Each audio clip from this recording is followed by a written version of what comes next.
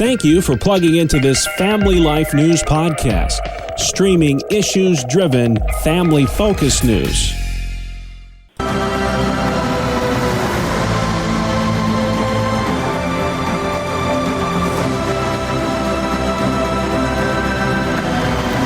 And welcome back to another edition of Issues in Education. Mondays, during the Noon Report, we spotlight the issues impacting our public school families with the good Dr. Ralph Kerr at the Teaching and Learning Institute in Houghton, New York. Ralph, welcome back to the program, sir. I hope you got out there and enjoyed some of that 85-degree weather yesterday. Hey, don't you love it? It's awesome. It is awesome. And we have got so much to talk about today. We're going to try to do it in 5 minutes or less. Let's jump right in. We'll start with that Satan Club in York County, Pennsylvania. This after-school program the Board of Education rejected last week. What was your thoughts on that whole story? Well, I think people should be aware of the fact that the Satan Club may be coming to your community. The group behind this is working in other states as well.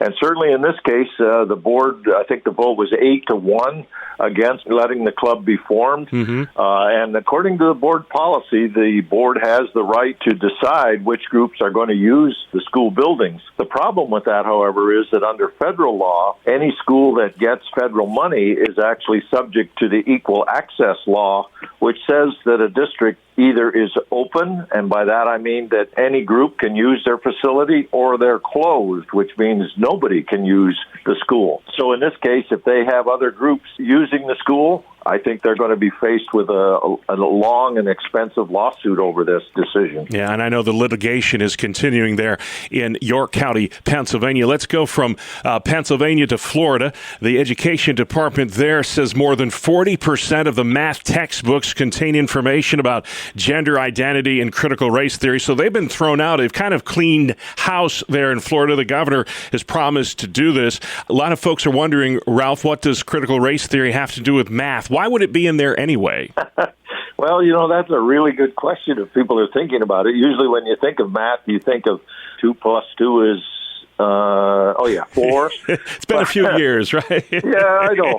But, when you get into word problems, which are part of the math curriculum, then you have all kinds of examples that could be put into those word problems related to gender identity and critical race theory. And I, for one, am really glad that the government in Florida has taken a good look at that stuff and just throwing them out. And I have to say that this is the responsibility of the local Board of Education. They have the right to review every textbook that's used, and certainly this would be a heads up to people that are on boards or that are considering running for their board, that textbook certification is a great responsibility for the Board of Education. All right, cleaning house there in Florida. We're going to talk more about school boards in a minute, but first, kind of a disturbing story out of Rochester, New York last week. There was a bus driver there accused, and of course, you're innocent until proven guilty, but this bus driver is accused of abusing a 13-year-old girl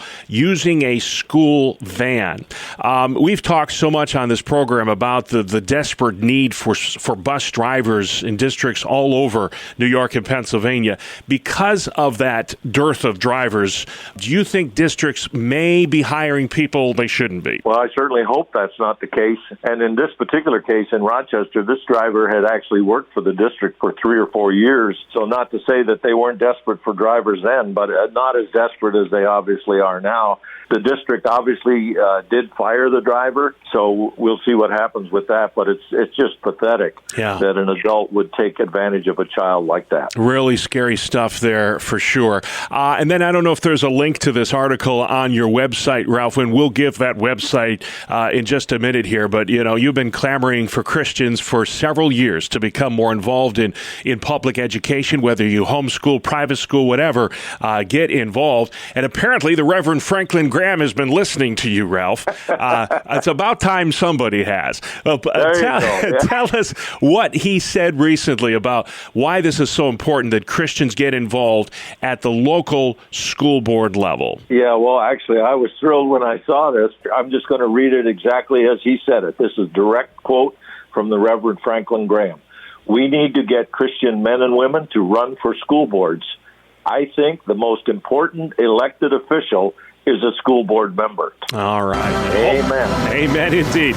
And maybe there's a link to that. I don't know. I'll let you give that website. But if folks want to know more about what the good Reverend had to say about school boards, there's a wonderful website where you can go and learn more about what's all involved there. Ralph, if you would, sir, what is that? Thank you, Bob. That website is simply yrun.org, yrun.org.